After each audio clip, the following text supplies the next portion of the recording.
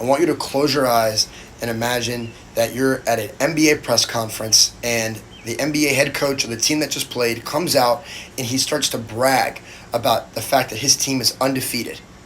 All right? But he's completely disregarding the fact that they've only played one game the entire season. Okay? So clearly this coach is not representing the whole truth. And this is a prime example of the cherry picking fallacy. Right? And we live in a world now where there's tons of data, tons of political polls, there's different social media posts, right? And it's very, very easy and it's very, very tempting to cherry pick certain evidence, right, that only supports our side.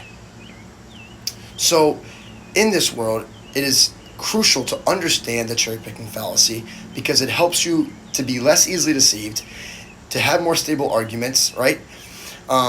And I've studied logical fallacies. I've studied how to analyze and data and how arguments are built. And I've even witnessed firsthand how cherry picking can be used to easily manipulate a crowd, right? Or even an individual, from marketing to news coverage to even basic conversations between two people.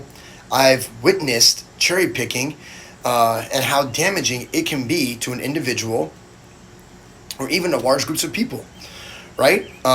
So cherry picking simply happens when people choose to use specific evidence or specific data that supports their points while completely ignoring other contradictory facts that could mess up their argument, and this obviously leads to a flawed argument in and of itself.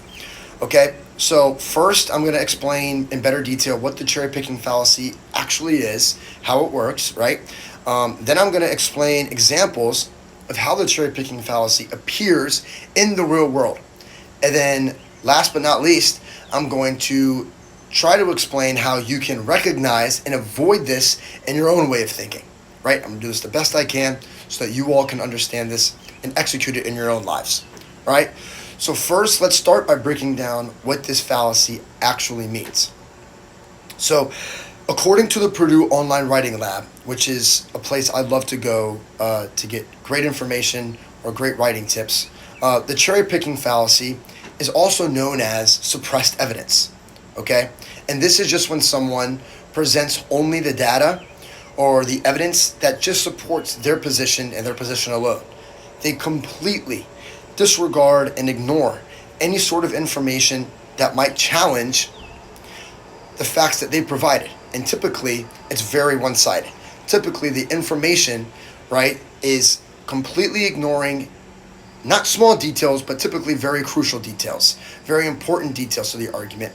And these details that they're ignoring will typically dismantle the argument that they have, like the coach. They're undefeated, right, but they've only played one game. So it doesn't really mean anything, right? It's a crucial point that they completely disregarded. The Stanford Encyclopedia of Philosophy, they noted that the cherry-picking fallacy often misleads audiences for very obvious reasons, right? The cherry-picking presents a very incomplete picture. It makes the argument seem much stronger than it actually is, again, because they're disregarding crucial evidence. All right, now that we have taken a better look at what the cherry-picking fallacy actually is, let's look at some real-world examples to show how common, how dangerous, and how effective in a bad way cherry-picking can be. In politics, we see cherry-picking quite often. We see politicians often boast about unemployment dropping a certain amount of percentage during their term, right? Meanwhile, they're completely ignoring the fact that unemployment had been steadily declining long before they even took office, right? So again, disregarding very crucial information that would dismantle their point. So if cherry picking is this common and can be this dangerous, how can you all, how can I, how can we train ourselves to spot these fallacies and avoid falling for it? A book I recommend you all read is called Critical Thinking, A Concise Guide. It's written by Bowell and Kemp. It's great writing tips, great critical thinking tips. It recommends looking for missing evidence, right? As critical thinkers, we must always ask ourselves, especially upon hearing major, grandiose, and one-sided arguments, we have to ask ourselves, what information from the other side might they be leaving out? Another great strategy that you can use is to simply check multiple reputable sources. This is especially if you're reading a post, an argument, an online argument, or you're watching a political debate, right?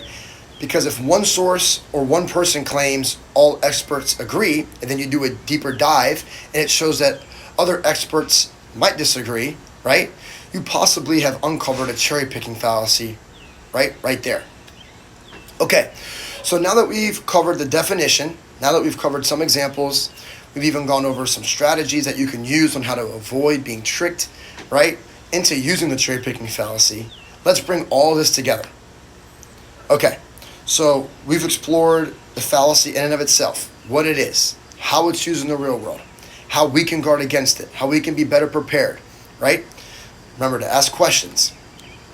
Cherry picking fallacy distorts the truth by showing only the sweet pieces of evidence and throwing away all the rest of the bad stuff that could hurt their argument. The next time that you or anyone are in a debate, right? It could be a small debate, it could be a serious argument at school, right? It could even be a university lecture. You're sitting down listening to your professor. You could be watching a campaign speech for a governor or a president or even a mayor, right? There will be a time where someone will bring out a major statistic, a story, a personal victory, right? You have to stop and ask yourself, am I seeing the whole orchard or am I just looking at the best looking cherries? Because in critical thinking, the truth will rear its head, right, from the full picture and not just the pretty parts. I hope you all are able to better understand and better recognize the cherry picking fallacy in your own life.